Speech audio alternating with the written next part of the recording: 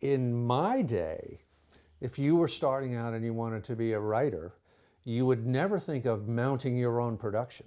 You would think, well, I'm going to have to write a screenplay that I'll sell to Warner Brothers or something like that.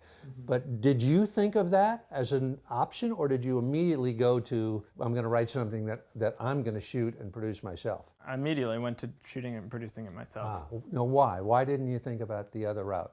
There's so many screenplays in Los Angeles that never get made. Honestly figured if I wrote something, it would never happen. And if I tried to sell it off or something. And cameras are so much cheaper than they used to be, and lighting equipment is cheaper. And plus we can distribute it online for basically free.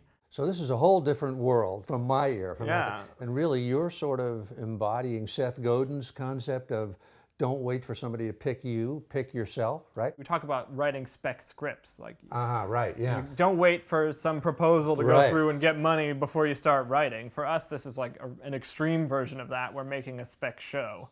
Let's get into this sort of world of Vimeo and web series and stuff, because I don't even know what a web series is. The word web series sort of has a bad connotation. People think of like, you know, Funny or Die videos, cat videos, things that you see on YouTube. And I knew that I didn't want the show to be anything like that.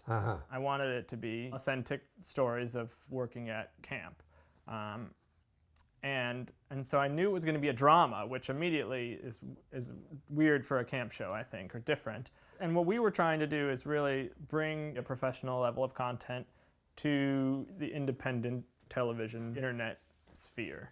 If we can create something that's really great and publish it online, doesn't matter that it didn't come from a studio, and it doesn't matter that it's on YouTube or on Vimeo, people will watch it. So that's how it works. You just put it or on YouTube. And tell me, where is Camp Abercorn now in terms of the process of going forward? Where do you stand? At the moment, we have written the show, and we're working up a campaign to fundraise.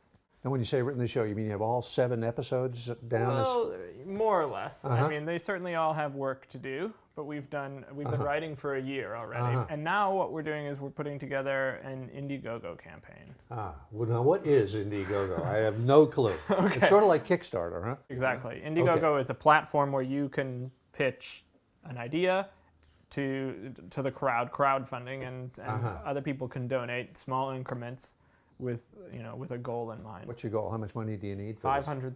$500,000.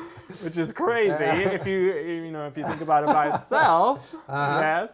But if you think about how much a normal television show costs, it's a fraction of it. You see if I can understand this right. You have a cast, you'll pay them, you'll shoot real episodes. They're just like TV quality or close, huh? As close as we can get. And then put it up there on the web. Is the hope that it'll get picked up by a cable network, or? There are a number of shows that have started as web series that have transferred to cable. But it doesn't have to be cable in the traditional sense. Like, I think networks don't matter as much anymore. You can watch things on Netflix and on Hulu. I mean, you can even watch YouTube on your television, so the distribution beyond YouTube or Vimeo would be great, and it would sort of legitimize the project in a way, separate us from the cat videos. Obviously, a series that's on cable or on something else appears at a certain time, right? Yeah. Now, that doesn't apply at all to a web series, no, right? I mean, but if you think of like House of Cards, you could consider a web series, because it's on Netflix, it doesn't appear on a time, you can't watch it on your television, you have to log into your Netflix account, and there they are. I see. Are you going to put all 7 episodes up at once when you have them, or how will that work?